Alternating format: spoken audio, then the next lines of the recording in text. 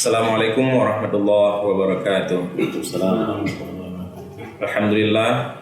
Allahumma salli ala Sayyidina Muhammad wa ala alihi wa sahbihi ajma'in. Pemirsa channel YouTube Kantor Wilayah Kementerian Agama Provinsi Aceh yang dirahmati Allah. Alhamdulillah, pada hari ini kita berjumpa kembali dalam acara bincang-bincang seputar masalah keislaman.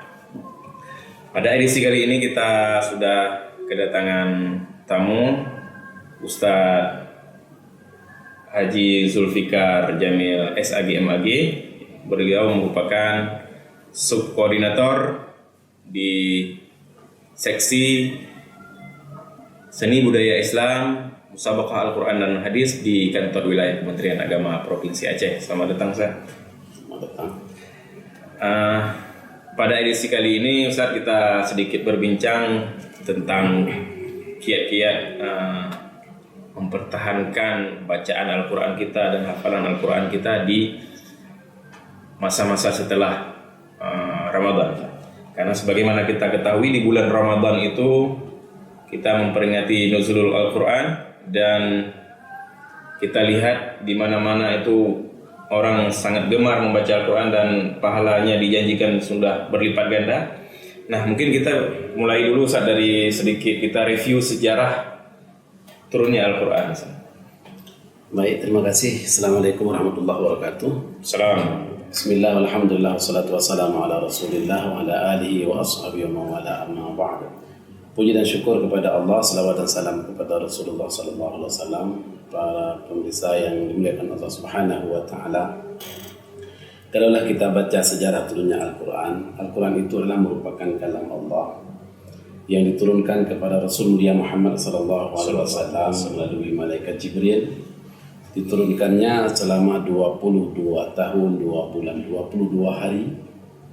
Yang ayat turun pertamanya itu Iqra bismi rabbikal ladzi khalaq. 5 ayat pertama di surah Al-Alaq dengan jumlah 30 juz, 114 surah, 6.236 ayat, dan lebih kurang 1.027.000 huruf semuanya Al-Quran itu. Diturunkan pertamanya di Gua Hira di Mekah, kemudian yang terakhir, ayat yang terakhir yaitu Al-Yawma akmaltu lakum dinakum wa atmamtu alaikum ni'mati wa raditu lakumul Islam madina, dalam surah Al-Maidah ayat 3. Kalau kita baca sejarah turunnya Al-Quran tersebut, memang di saat setiap ayat yang turun, Rasulullah SAW menyampaikan kepada para sahabatnya. Kemudian Rasulullah meminta kepada sahabat yang pandai nulis saat itu untuk menulis Al-Quran. Di antaranya seperti Zaid bin Sabit yang ahli tulis ketika itu. Dituliskannya Al-Quran di pelepah-pelepah kurma, di kayu-kayu, di batu-batu, di tulang-tulang. Kemudian Rasulullah SAW itu melarang menulis hadis. Yang boleh tulis hanya Al-Quran saja, karena khawatir akan bercampur antara Al-Quran dengan hadis Rasulullah SAW. Singkat cerita, saat itu semua para sahabat itu, karena rata-rata belum pandai menulis saat itu sahabat, rata-rata mereka dihafalkan Al-Quran. Setiap ayat turun disampaikan kepada sahabat, sahabat menghafal, kemudian turun lagi, disampaikan lagi, menghafal. Semua ayat menghafal, semua para sahabat menghafal.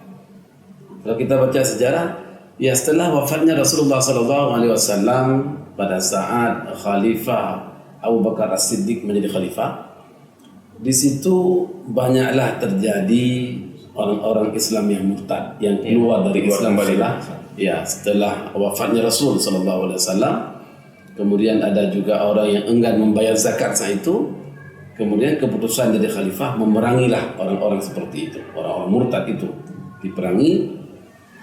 Dalam peperangan tersebut yang disebut dengan perang Yamamah kalau tidak salah, dalam peperangan tersebut banyak sekali para penghafal Quran, sahabat-sahabat Rasul yang menghafal Quran itu pada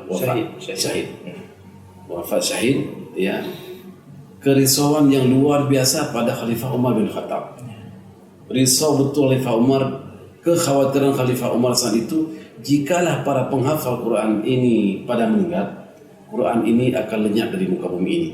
Kemudian Umar bin Khattab mengusulkan kepada Abu Bakar As-Siddiq, mengusulkan dia, Abu Bakar, saya mengusulkan bagaimana kita kumpulkan, kita susun rapi Al-Quran yang sudah ditulis oleh sahabat-sahabat pada masa Rasul, yang berserakan itu, yang masih berserak, kita kumpulkan, kita susun rapi. Saat itu Abu Bakar menolak, khawatir. Kenapa khawatir? Karena perbuatan itu tidak pernah dilakukan oleh Rasulullah. Perbuatan yang tidak pernah dilakukan Rasulullah, begitu khawatir Abu Bakar. Namun Umar lebih risau lagi jika Al-Quran ini hilang dari muka bumi ini. Sehingga Umar bin Khattab mengusulkan lagi. Ketiga kali Umar bin Khattab mengusul, yang mungkin Abu Bakar mendapatkan hidayah dari Allah Subhanahu wa taala, menerimalah usulan tersebut. Kemudian diperintahkanlah Zaid bin Sabit yang diketuai ada 4 orang para sahabat kalau tidak salah, ya, diketuai oleh Zaid bin Sabit, tim penulis ada Abdullah bin Zubair. Tim penulis pada masa Rasulullah dikumpulkan mereka semuanya, disusun rapi, ditulis balik disusun rapi, kemudian disimpanlah di rumah. Jadi kekhawatiran yang luar biasa, ya, dari Umar bin Khattab ini tersusunlah Al-Quran. Kira-kira begitulah sejarah cerita ya, sampai akhirnya pada masa Utsman bin Affan penggandaan sampai 5 mushaf, karena Islam sudah mulai meluas, menyebar ke Kufah, ke Basrah, ya, dikirimlah mushaf-mushaf tersebut. Setelah terjadinya percekcokan, perbedaan dalam membaca, disatukan dalam membaca. Baik, Ustaz. Dan alhamdulillah kita juga ini sudah memasuki bulan Syawal. Sebagaimana yang kita sebutkan tadi, bahwa di bulan Ramadan itu kan di mana-mana, di masjid, di pesantren itu banyak sekali daurah yang kita lihat, daurah orang pesantren kilat dan sebagainya, yang intinya itu menghafal Al-Quran dan memperbanyak tilawah Al-Quran. Di masjid-masjid dan di musala-musala setelah tarawih juga banyak yang tadarus, Ustaz. Nah, mungkin bagaimana sih kiat-kiatnya, Ustaz, supaya apa yang dilakukan oleh masyarakat di dalam bulan Ramadan itu bisa bertahan sampai 11 bulan ke depannya. Baik, ini khususnya pada anak-anak kita lihat, para remaja di tingkat sekolah SD, SMP dan SMA, banyak sekali daurah Ramadan, atau kalau dulu istilahnya pesantren kilat. Kalau sekarang ada istilah program menghafal Al-Quran 30 juz dalam 30 hari. Ini luar biasa, 1 juz menghafal 1 hari. Luar biasa ini kalau memang mampu, ya. Kemudian ada yang 10 juz dalam 30 hari, yang 20 juz 30 hari. Ada paket-paket mereka buat. Ada juga cuma 1 juz, luar biasa. Ini antusias anak-anak, di samping antusias keluarga dari orang tuanya, semangat mengantarkan anaknya ke tempat daurah tersebut. Yang luar biasa sekali kita lihat ada wisuda daurah hafiz Ramadan.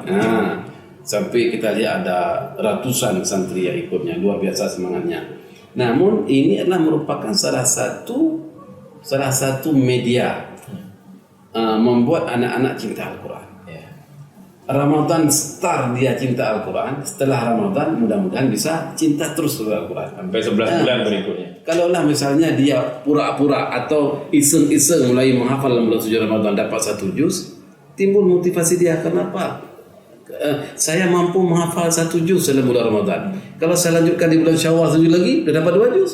Kemudian juga lagi dapat 3 juz. Kalau mau menghafal sampai 30 juz, ya 1 bulan 1 juz, 30 bulan 30 juz. Kalau lah tak mampu dalam 1 bulan 30 juz. Jadi termotivasi oleh anak, asbab dimulainya sekarang dalam bulan Ramadan. Apalagi konyol lagi anak-anak sekarang yang sudah orang tua sekarang saya lihat antusias untuk mengantarkan anak ke pesantren yang ini luar biasa. Mungkin asbab dengan kecanggihan teknologi yang membuat akhlak anak atau moral anak itu rusak, mendingan datang pesantren. Ternyata sampai di pesantren dibuatlah program tahfiz. Ya, sekarang ini sudah banyak sekali, sudah menjamur tahfiz, ya, yang lahir. Ya, itu asbab daripada sukanya anak-anak, ya, kecintaannya anak-anak terhadap Al-Quran yang startnya di bulan suci Ramadan tadi. Nah mungkin ini yang terakhir Ustaz. Itu kan anak-anak sudah menghafal ya Ustaz. Mungkin singkat saja Ustaz. Cara menjaga Al-Quran itu sendiri. Ya, ini yang jadi masalah hari ini. Kadangkala anak-anak itu menghafal suka. Bisa menghafal suka sekali dia menghafal. Ya, cepat maksudnya menghafal. Ya. Tapi malas dalam murajaah hafalannya. Sehingga Al-Quran itu lebih cepat hilang daripada onta yang tak diikat, kata Nabi. Kita perlu datang dengan onta, taruh onta di situ, kita masuk dalam rumah, bila keluar rumah onta sudah hilang. Begitulah cepatnya Al-Quran hilang dari dada orang-orang yang hafal Al-Quran tapi tidak mau murajaah. Sebenarnya kalau sudah menghafal 30 sudah mudah. Membagi waktu. Kalaulah orang-orang setiap habis salat itu berzikir subhanallah 33 kali, alhamdulillah 30 kali, Allah Akbar, zikir penghafal Quran diganti murajaah hafalan. Habis salat 1 juz, habis subuh 1 juz, habis zuhur 1 juz, habis asar 1 juz, habis maghrib 1 juz, habis isya 1 juz. Satu hari semalam sudah 5 juz. Murajaahnya tidak mengorbankan waktu kerja yang lain. Enggak terasa 1 juz itu kalau lancar hafalannya enggak lebih dari 30 menit selesai. Kemudian dia berangkat kerja, kemudian zuhur, habis assalamualaikum warahmatullahi wabarakatuh, orang subhanallah, kita lanjutkan lagi bacaan Al-Qurannya 1 juz. Ya. Sampai besok subuh sudah dapat 5 juz. Ya, begitulah kira-kira ya untuk menjaga hafalan. Memang mudah menghafal, tapi kalau kita malas murajaah akan lebih mudah lagi hilang hafalan dari dada. Baik Ustaz. Mudah-mudahan anak-anak yang bukan anak-anak saja Ustaz nih, orang tua juga yang sudah mulai mencintai Al-Quran, tilawah Al-Quran dan mencoba menghafal ayat-ayat Al-Quran itu di bulan-bulan berikutnya setelah Ramadan itu mampu menjaga konsistensi dari apa yang dia lakukan di bulan Ramadan. Demikian mungkin Ustaz apa yang sedikit waktu yang dapat kita perbincangkan tentang kiat-kiat menjaga hafalan Al-Quran di bulan-bulan selain bulan Ramadan. Mungkin saya tambah sedikit. Baik, saya tambah sedikit. Closing statement aja Pak. Iya, boleh. Jadi jumlah ayat Al-Quran 6.236 ayat. Kalaulah siapa saja mau menghafal satu ayat satu hari, butuh waktu 6.236 hari. Iya, kalau satu ayat satu hari butuh waktu lebih kurang 17 tahun. Kalau 2 ayat, potong 2, 17 menjadi 7,5 apa? 8,5. Ya, 8,5 tahun. Kalau 3 ayat boleh lagi. Jadi kalau mau menghafal satu halaman satu hari, berarti butuh waktu 2 tahun. 1 tahun, 1 tahun 6 bulan. 4 bulan untuk murajaah hafalannya, melancarkan hafalannya, sehingga 2 tahun sudah kalau konsisten.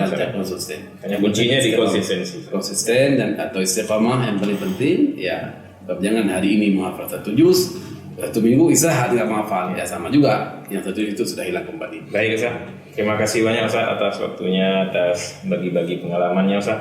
Mudah-mudahan apa yang kita perbincangkan di hari ini bermanfaat dan kita mendoakan kita juga dan semua pemirsa supaya apa yang dilakukan di bulan Ramadan, tilawah Al-Quran di bulan Ramadan, hafalan-hafalan Al-Quran di bulan Ramadan dapat dijaga senantiasa tetap kita tilawahkan, kita hafalkan di bulan-bulan berikutnya.